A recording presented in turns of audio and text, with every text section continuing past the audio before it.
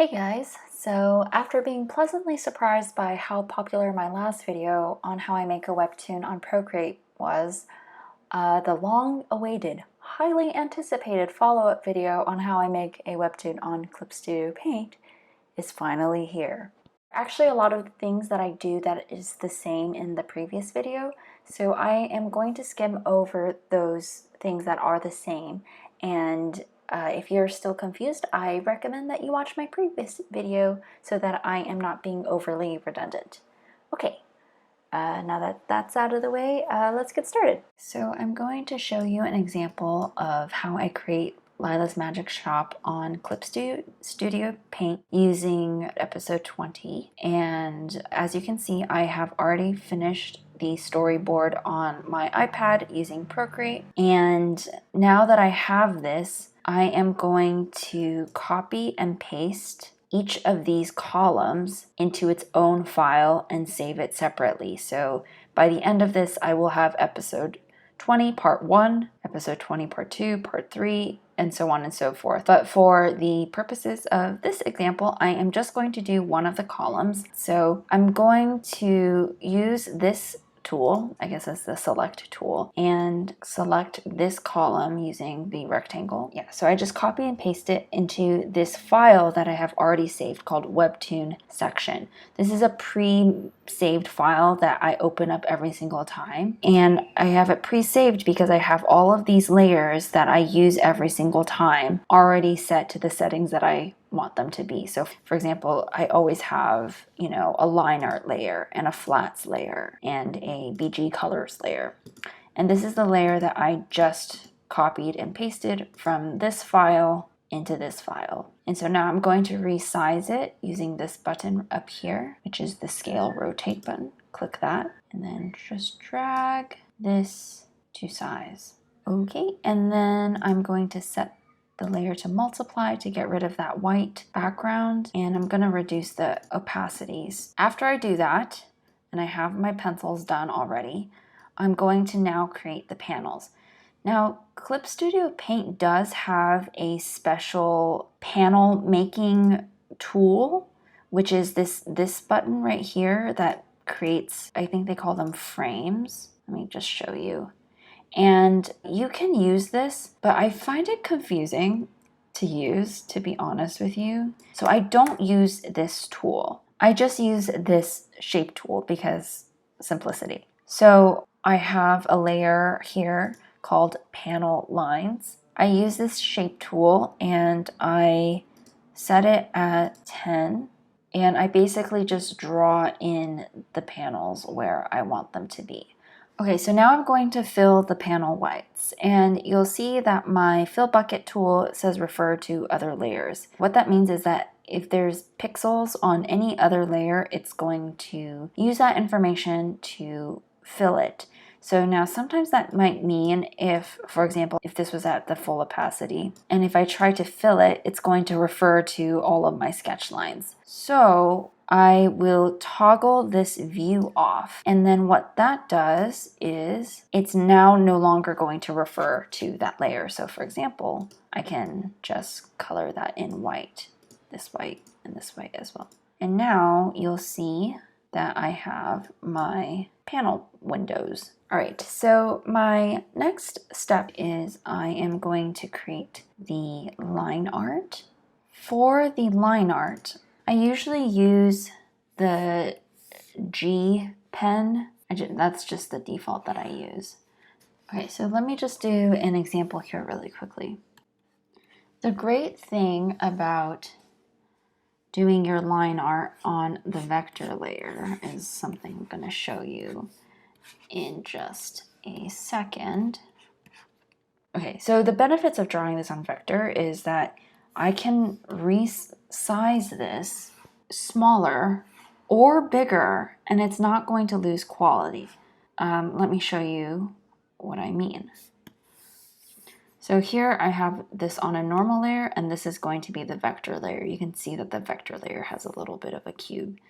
So with the normal layer, if I were to sketch something, it's going to look like this.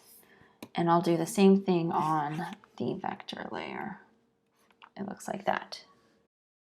when I resize this guy, just like really exaggerate it, versus resizing this guy, zoomed out at like 25%, maybe you don't notice the difference. But if you zoom in at 100%, I hope you can see the difference in quality between resizing something on a normal layer versus a vector layer that preserves the quality. So my liner is on this vector layer. And let's say I find the lines to be too thick. So one thing that I can do is you can press this button. Don't know what this tool is called, but if you go to the tool property of this object and you see brush size, you can adjust the brush size and it will automatically make your liner thinner. So I use this all the time because if you want to reuse this panel, but maybe you want it to be smaller, maybe you want it to be bigger, when you resize it, the thickness of the lines also get resized. So the great thing about this and changing the brush size is that it will automatically thin it out again for you. After I have my liner, I turn off the pencils or whatever I had before, and then I move on to doing the flats. This is the thing that really made me want to convert from Procreate to Clip Studio Paint for at least part of my process is the fill bucket tool. It takes me like half the amount of time to do flats as it did before. So I have a bunch of colors saved here on my palette that I refer to, and notice that even though there is a gap here, Clip Studio Paint is just smart enough to kind of close that gap for you. And you can adjust the settings on this here on the tool property tab. So one of these is close gap. So the higher you have the close gap, the more it's going to do this sort of thing. So if I were to lower this and do this again, see how it no longer closed that gap for me? So I usually have this set to pretty high because I'm not really good at making my line art totally enclosed. And I would rather just, have to tap a few more times than to actually go in and fill it. Now, the cool thing about the way that I have it set up, see how this is not filling in just the ear? When I run into that situation, I'll just switch back to my pen tool, draw in a little line there of where I want it to end, switch back to the fill bucket tool, and voila, now it's totally filled. So then after I do my flats, I have a layer here for shadows, and it's a clipping mask. So see how some of these layers have this red line? That means the clipping mask is on. So for example, if I try to color outside of what I have already colored on the line below, it won't show up. But if I take the clipping mask off, which is pressing this button right here, now that is shown. Clipping mask on, clipping mask off. So this is a really quick and easy way to add shadows. I do the same thing on Procreate. If you watch my other video, you'll see that this step has not changed. I also have a clipping mask on the line art so that I can color in the line art layer like so. I just think it just fits my style a little bit better to do this step. And I do the same thing with the background colors. And then once all of that is done, I do the text. And Clip Studio Paint has a lot of different features for how you do your speech bubbles.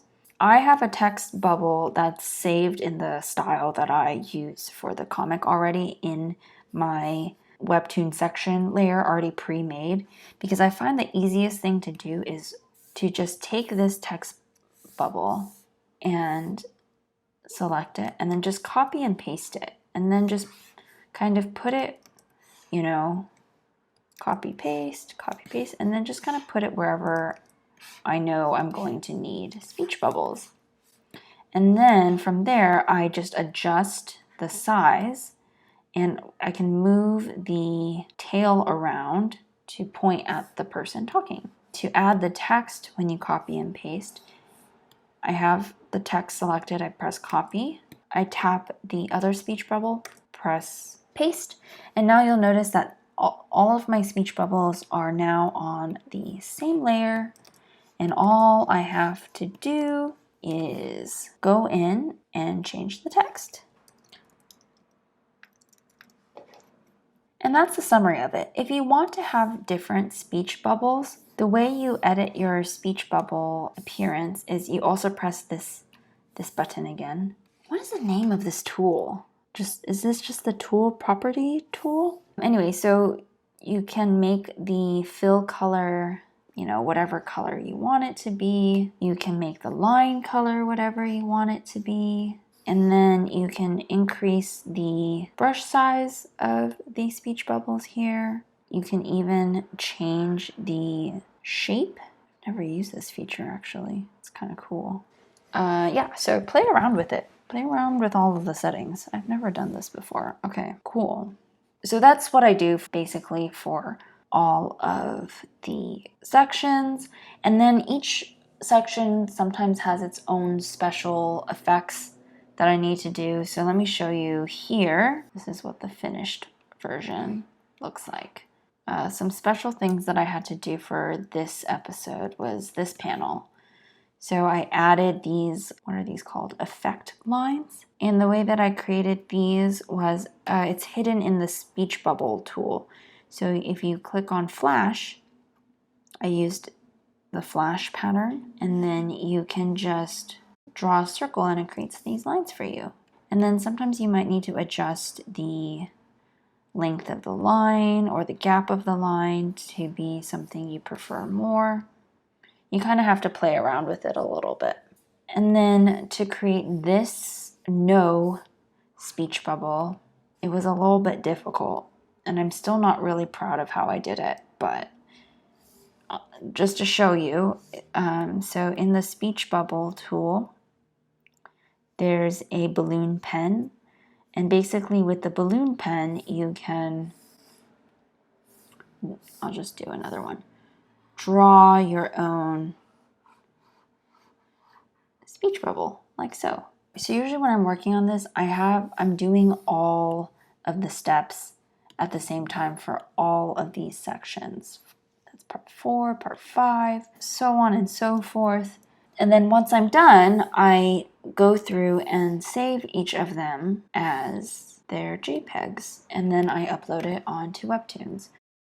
I know I glossed over some things, and there's a lot of things I could talk about, but that's an overview of how I make Lila's Magic Shop on Clip Studio Paint. Let me know if you have any questions in the comments below, or what you would like me to explain a little bit better next time, and I will try to do that. All right, thanks for watching. I'll see you next time. Bye.